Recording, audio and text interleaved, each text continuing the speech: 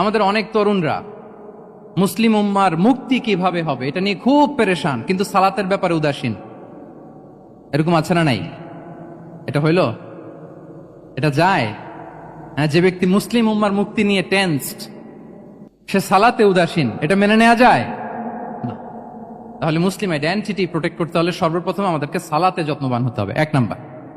2 number হচ্ছে আল কোরআন আল কারীমের সাথে আমাদের অ্যাটাচমেন্টটাকে মজবুত করতে হবে। 1 নাম্বার হচ্ছে সালাত, মুসলিম আইডেন্টিটির। 2 নাম্বার হচ্ছে কোরআন। আওয়াজ করে বলেন, 2 নাম্বার কি?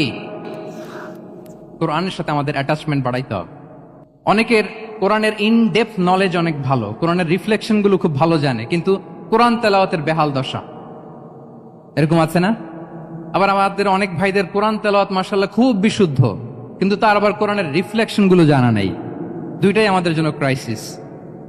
Recitation and reflection both are needed. দুইটাই লাগবে। যে প্রজন্ম কোরআন জানে না তারা কখনো সফল হতে পারে না।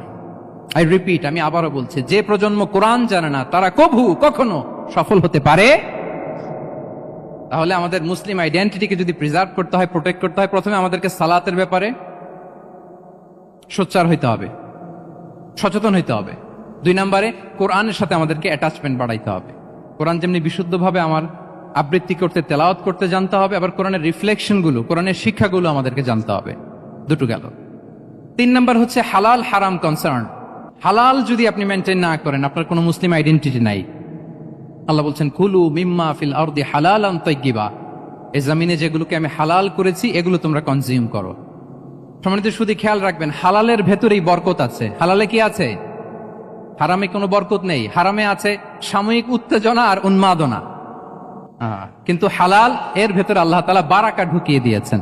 তাহলে আমরা হালাল কনজিউম করব, কি বলেন?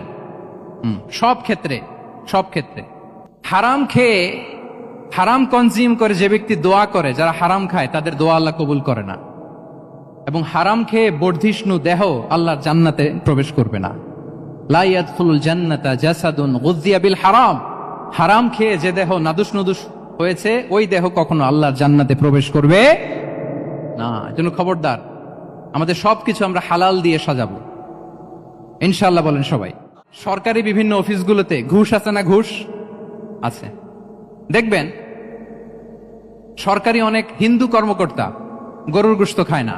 কেন খায় না? তার ধর্মে এটা নিষেধ, গরু খেতে চায় না। আচ্ছা, আবার সরকারি অফিসগুলোর অনেক মুসলিম কর্মকর্তা দেখবেন সরকারি কাজে থাইল্যান্ড গিয়েছে, চায়না গিয়েছে, খুঁজে খুঁজে হালাল রেস্টুরেন্ট খোঁজে। ওয়াইন খায় না, পর্ক খায় না। কারণ কেন খায় না? এটা ইসলামে নিষেধ। কিন্তু 2 অফিসারই, মুসলিম অফিসার, হিন্দু অফিসার, দুইজনই আবার ঘুষ খায়। হয় না এরকম?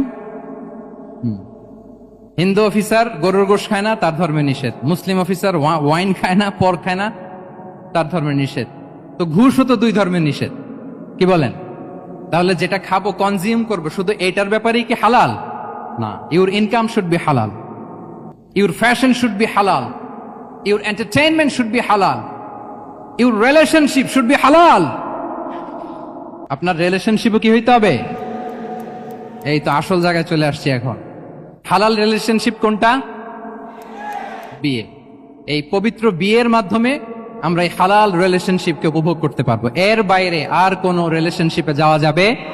মৌলিক বিষয়গুলো শেখার জন্য একটা ভালো সার্কেল মেনটেন করুন। এমন সার্কেলে থাকবেন, এমন লোককে বন্ধু বানাবেন যাকে দেখলেই আল্লাহর কথা স্মরণ হয়, কি বলেন? এরকম একটা ভালো পরিবেশ খুঁজে নেন, একটা দ্বীনি সার্কেল খুঁজে নেন। Never stop learning Islamic knowledge. যারা এই যে নলেজ শেয়ারিং সেশন করে, ইসলামিক হালাকা করে, কোরআনিক স্টাডি সার্কেল করে, এই সার্কেলগুলোর সাথে আমরা থাকবো ইনশাআল্লাহ, কি বলেন? সবাই থাকবেন তো? শ্রোতাই তো এখানে তরুণ এবং যুবক, এই সময় আপনি আর পাবেন না, কখনো পাবেন না। এই টাইমটাকে যেন আমরা কাজে লাগাই। এমন সময় আপনারা পার করছেন, আপনারা চাইলে বাতাসের গতিকে আপনারা পাল্টে দিতে পারেন, সাগরের স্রোতকে উল্টে দিতে পারেন, আপনারা চাইলে ইতিহাস গড়তে পারেন। এই যে 24-এর এই যে আপরাইজিং হলো, কারা করেছে এটা? হ্যাঁ, প্রবীণরা না নবীনরা? বলেন তো। এই যে আবু সাইদ বুক টান টান করে যে দাঁড়িয়েছে, সে কি বুড়া মানুষ ছিল না যুবক ছিল আপনাদের মতো? আল্লাহ রাসূল সাল্লাল্লাহু আলাইহি ওয়া আলিহি ওয়াসাল্লাম তিনি বলেন, ইগতানিম খামসান ক্বাবলা খামসিন।